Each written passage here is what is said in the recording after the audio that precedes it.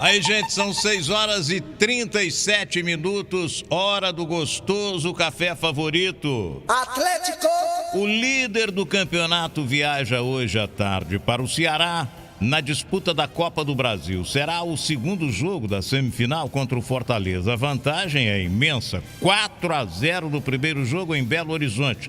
Mas o time comandado por Cuca fez uma programação para a semana inteira. Depois de vencer o Cuiabá no Brasileiro, voltou a treinar na manhã passada. Hoje será dia da viagem para o Ceará. Na quinta, mais um voo para o Rio de Janeiro. O Atlético, portanto, passará apenas um dia completo em Belo Horizonte nesta semana. A viagem para a Copa do Brasil é logo mais às 14 horas. A partida que vale vaga na final será amanhã às 21h30. Na quinta-feira, na manhã, pós-jogo, que deve sacramentar a presença do Atlético na final da Copa do Brasil, há um treino na capital cearense pela manhã e viagem direto para o Rio de Janeiro. Na sexta, mais um dia de treino à tarde, o último antes da partida contra o Flamengo pela 29ª rodada do Campeonato Brasileiro da Série A, no Maracanã, às 19 horas. Flamengo! A vitória do Palmeiras na noite passada por 2-1 sobre o Sport empurrou o Flamengo para a quarta colocação do Brasileiro. Com 2 jogos a menos que o Atlético Mineiro, o time de Renato Gaúcho corre atrás de uma vantagem de 13 pontos do time mineiro, seu adversário do próximo sábado no Maracanã. Antes, pela Copa do Brasil, enfrenta o Atlético Paranaense amanhã às 21h30, também no Maracanã, no jogo de volta. Os dois times estão invictos na competição.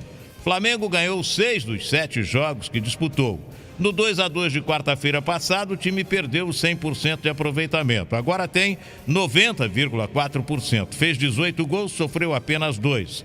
Bruno Henrique e Gabigol estarão de volta à equipe, mas a Arrascaeta continua entregue à fisioterapia e está descartado. Talvez possa ser escalado sábado contra o Atlético Mineiro. Atlético! Invicto na Copa do Brasil, o Atlético Paranaense tem 4 vitórias e 3 empates, com um aproveitamento de 71,4%. Fez 10 gols e levou 6. O Atlético Paranaense nunca venceu o Flamengo na Copa do Brasil, embora tenha eliminado o time de Jorge Jesus nos pênaltis em 2019, quando conquistou seu único título da competição.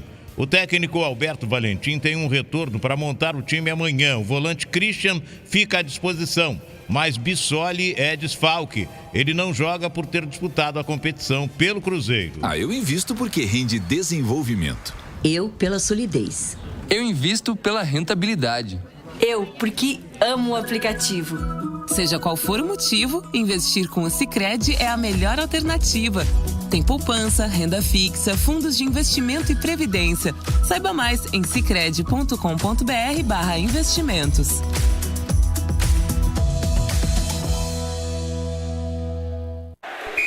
Caio de Paula, rolando a bola pra você. Oferecimento Sicredi. Gente que coopera, cresce. 6h41 agora, hora do gostoso café favorito.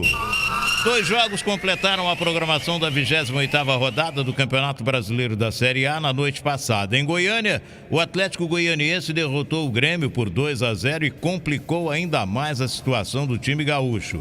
Em São Paulo, de virada, o Palmeiras ganhou do Sport por 2-1 e assumiu a vice-liderança do Campeonato Brasileiro. Agora, o G6 está assim: Atlético Mineiro, Palmeiras, Fortaleza, Flamengo, Bragantino e Internacional.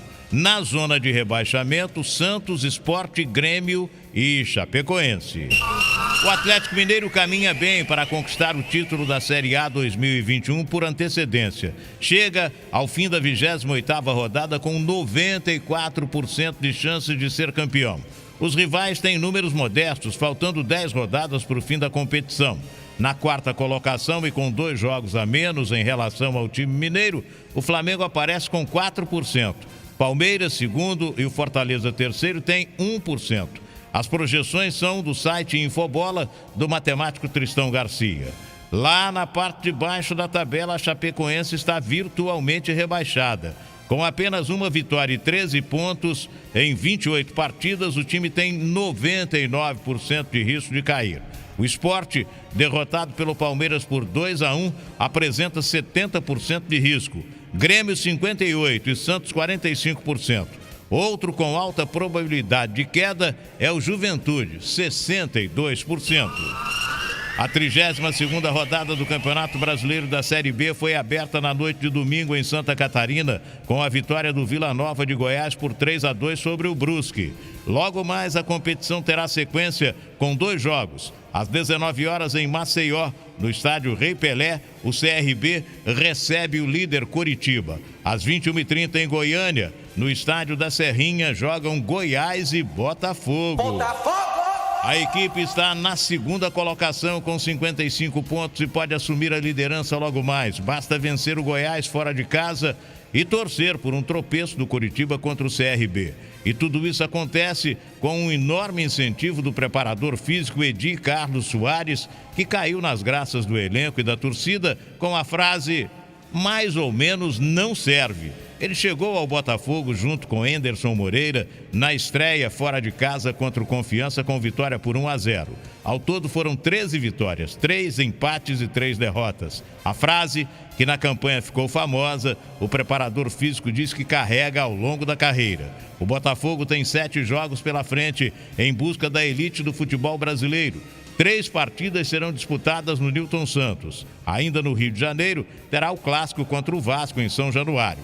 E mais outros 3 compromissos fora de casa. O time logo mais começa jogando com Diego Loureiro, Daniel Borges, Joel Carli, Canu e Hugo, Barreto, Pedro Castro e Chay, Varley, Diego Gonçalves e Rafael Navarro.